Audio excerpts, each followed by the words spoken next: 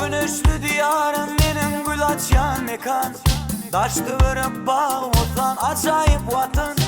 Çepimiz bağ dağımız da ah güzel yerler.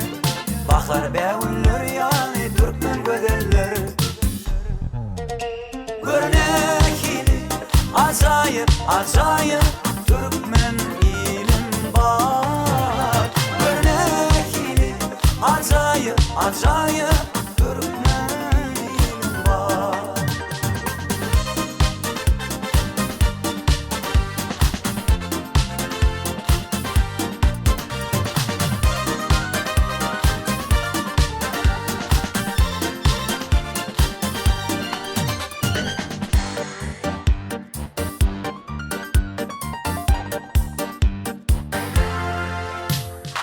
Zehralı bakçı bağlı dağlar ovudun. Domuz kışı güydü kendi yağlar ovudun. Gelin görün benim şeyin acıp yurdum var. Tarifini sayrayan aydın sarım var. Örnek acayip acayip Türkmen ilim var.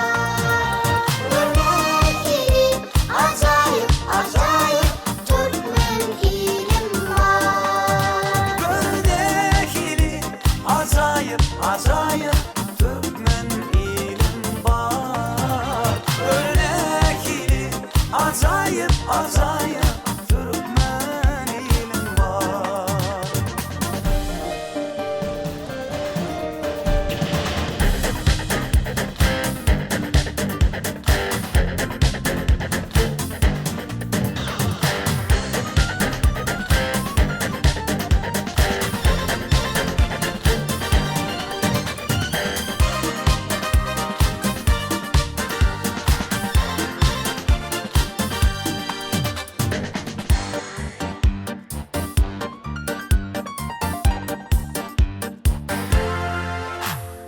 Güneşli diyarım benim gül açyan mekan.